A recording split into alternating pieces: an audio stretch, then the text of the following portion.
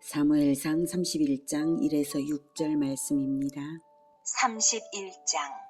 블레셋 사람들이 이스라엘을 치매 이스라엘 사람들이 블레셋 사람들 앞에서 도망하여 길보아 산에서 엎드러져 죽으니라. 블레셋 사람들이 사울과 그의 아들들을 추격하여 사울의 아들 요나단과 아비나답과 말기수아를 죽이니라. 사울이 패전하매 활 쏘는 자가 따라잡으니 사울이 그 활 쏘는 자에게 중상을 입은지라. 그가 무기를 든 자에게 이르되 내 칼을 빼어 그것으로 나를 찌르라. 할례받지 않은 자들이 와서 나를 찌르고 모욕할까 두려워하노라. 하나 무기를 든 자가 심히 두려워하여 감히 행하지 아니하는지라. 이에 사울이 자기의 칼을 뽑아서 그 위에 엎드러지매 무기를 든 자가 사울이 죽음을 보고 자기도 자기 칼 위에 엎드러져 그와 함께 죽으니라. 사울과 그의 세 아들과 무기를 든 자와 그의 모든 사람이 다 그날에 함께 죽었더라. 사랑하는 형제 여러분, 4월 22일 금요일 새벽 묵상에 오신 것을 환영합니다.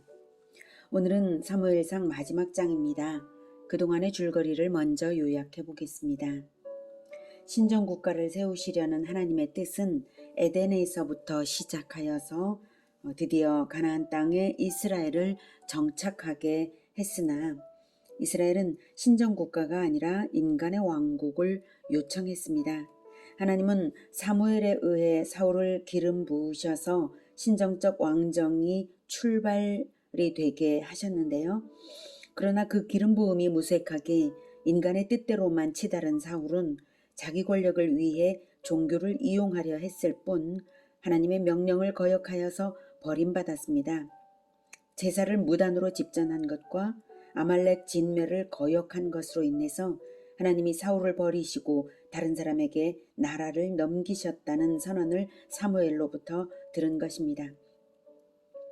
하나님은 어린 목자 다윗을 기름 붓게 하셔서 골리앗을 이기게 하셨고 이후 다윗을 급부상시켰는데요. 질투로 다윗을 죽이려는 사울 왕의 추격을 피하여서 오랜 도피 생활을 할 수밖에 없었지만 다윗은 사울의 학정을 피해서 도망한 자들이 다윗 공동체를 다윗에게 와서 이루었고 다윗 공동체에는 사울 왕의 제사장 85인 학살 때 도망친 아비아달이 에봇을 들고 왔고 선지자 갓도 왔으므로 기름 부음 받은 왕에게 제사장, 선지자, 백성들이 함께하여서 진정한 이스라엘 왕국의 단초가 되었습니다. 도피 생활 중에도 다윗은 블레셋의 노략을 당한 그일라를 구하는 등 이스라엘을 보호하였고요. 사울을 죽일 기회를 2번이나 얻었으나 하나님의 주권을 절대 침범하지 않는 다윗은 하나님이 기름 부어 세우신 왕이므로 죽이지 않고 자신의 정당성을 나타내었습니다. 이후 한때 하나님께 여쭙지 않고 블레셋의 가드왕 아기스에게 망명하여 시글락에 거주하면서 아기스에게 협력해야 하는 처지에서 자칫 이스라엘을 공격하는 전쟁에 참전할 뻔했으나 하나님의 섭리로 빠져나왔습니다. 다윗의 군대가 없는 틈에 시글락은 아말렉의 노략을 당하였고 백성들이 다윗을 돌로 치려 했으나 그것이 하나님의 매라는 것을 깨달은 다윗은 우림과 둠밈으로 하나님께 여쭈어서 응답을 듣고 백성을 이끌어 아말렉을 쳐서 공동체를 구합니다.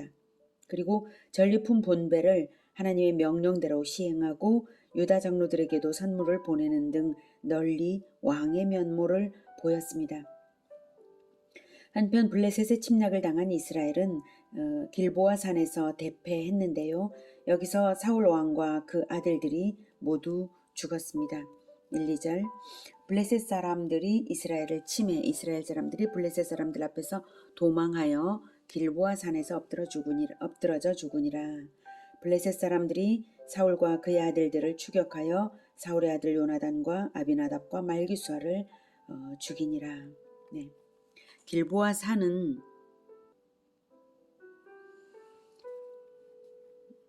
이렇게 이스라엘 평야에 있는 이러한 산이고요. 위치는 서쪽 므낫세 지파에 위치가 있고 요단강에 가까운 곳입니다. 그리고 전투의 흐름을 보면 처음에 블레셋이 아벡에 진을 쳤을 때에 이때는 다윗이 함께 있었죠. 그리고 다윗은 하나님의 섭리로 이제 돌아가게 되었고요. 이 시글락은 아래쪽에 있습니다. 그리고 블레셋 진이 여기로 올라와서 수넴에 진을 쳤을 때에 사울은 이제 길보아 산에서 진을 쳤다가 너무나 두려워서 여기가 엔돌이 있습니다. 엔돌의 접신여에게 가서 이제 듣고 오죠. 그리고 이제 이스라엘에서 격돌을 합니다. 그리고 다시 길보아 산으로 이제 패전하여서 도망친 것입니다. 그리고 여기에서 죽어서 시체를 이제 여기가 벳산 있고요. 7절 이하에서 나오는 내용인데 여기 길앗 야베스 사람들이 벳산에 와서 사울의 시체를 가져다가 여기서 장례를 치렀습니다. 네. 이렇게 전투 스토리가 된 것이고요. 사울의 아들들이 사울보다 이제 먼저 죽었고요. 요나단도 죽은 것에 대하여서는 사울의 아들이라는 점에서 아버지에게 내려진 저주를 받는 것인가 생각할 수도 있지만 요나단은 하나님과 선민을 위하여 싸우다가 장렬한 최후를 맞이한 것이고 요나단은 왕권에 대한 탐심이 전혀 없이 다윗을 사랑하여 돕고 축복함으로써 하나님의 뜻에 온전히 순종되고 또 순전한 사랑으로 뜨거운 사람이었습니다. 훗날 다윗은 요나단과의 언약대로 요나단의 후손 무비보셋을 보호하여서 왕궁에 살게 함으로써 요나단의 후손이 멸절되지 않게 하였습니다. 사울 왕은 하나님의 심판을 받았지만 선한 아들 요나단에 의해서 자손을 이은 것입니다. 한편 사울 왕은 죽음의 순간까지도 인본적인 마음을 버리지 못하고 자신의 생명을 하나님의 손에 맡기지 않고 자살하였습니다. 3절 사울이 패전함에 활 쏘는 자가 따라잡으니 사울이 그 활 쏘는 자에게 중상을 입은지라 그가 무기를 든 자에게 이르되 내 칼을 빼어 그것으로 나를 찌르라 할례받지 않은 자들이 와서 나를 찌르고 모욕할까 두려워하노라 하나 무기를 든 자가 심히 두려워하여 감히 행하지 아니하는지라. 이에 사울이 자기의 칼을 뽑아서 그 위에 엎드러짐에 무기를 든 자가 사울이 죽음을 보고 자기도 자기 칼 위에 엎드러져 그와 함께 죽으니라. 할례받지 않은 자는 이스라엘이 이방인들을 멸시할 때에 부르는 말인데요.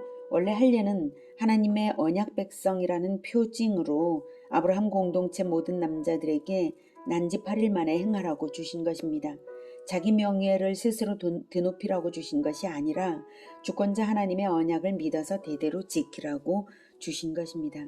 하지만 언약 백성 공동체의 지도자가 되었음에도 사울은 주권자의 언약을 무시하고 종교성을 자기 권좌를 위해 이용할 뿐이었던 그런 사울이었으므로 죽는 순간까지도 종교성이 자기 명예를 위해서만 의미 있을 뿐 하나님의 주권을 높이는 것은 전혀 없었습니다.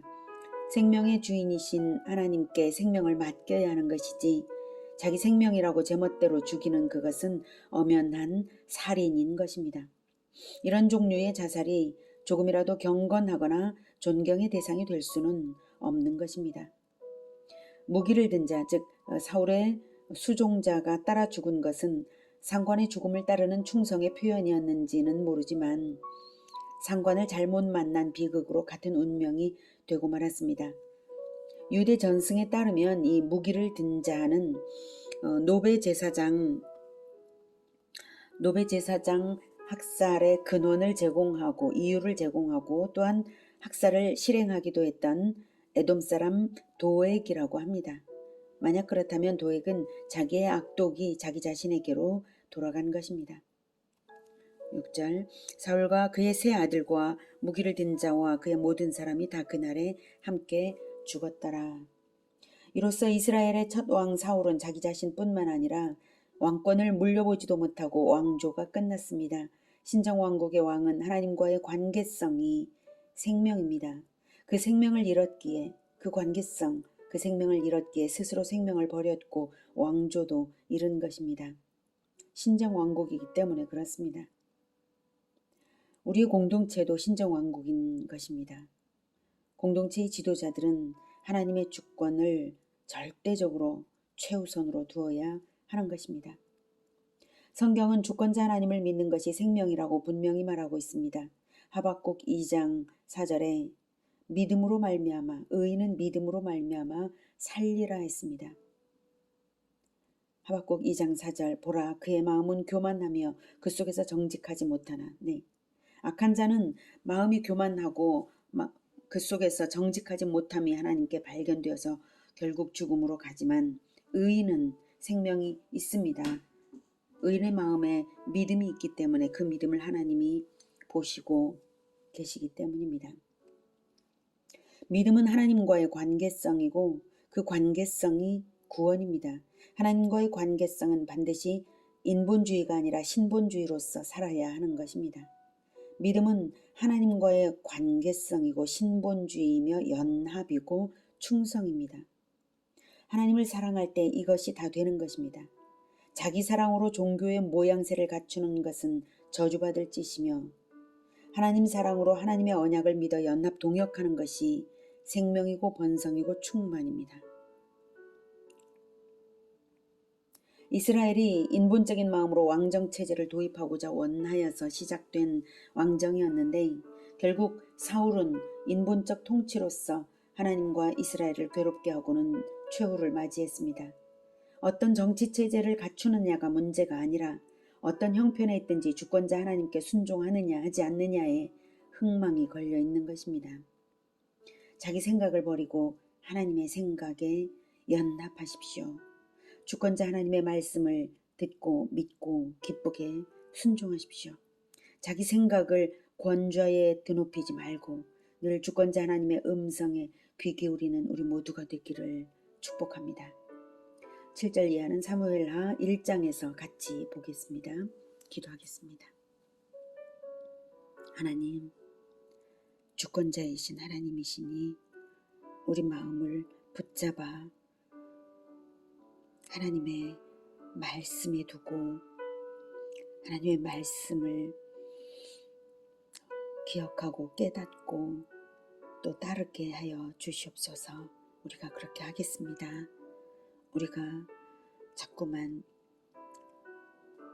인본적인 마음으로 내 생각대로 하나님께 여쭙기 전에 행동이 앞서기 쉬운데 우리 마음을 붙잡아 늘 하나님께 여쭙고 순간순간 하나님의 주권에 순종하며 살아갈 수 있도록 우리를 붙잡아 주시옵소서.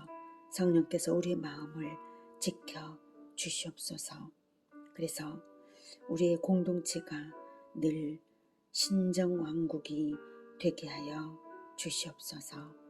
예수님의 이름으로 기도드립니다. 아멘. 이어지는 시간은 개인기도 시간입니다.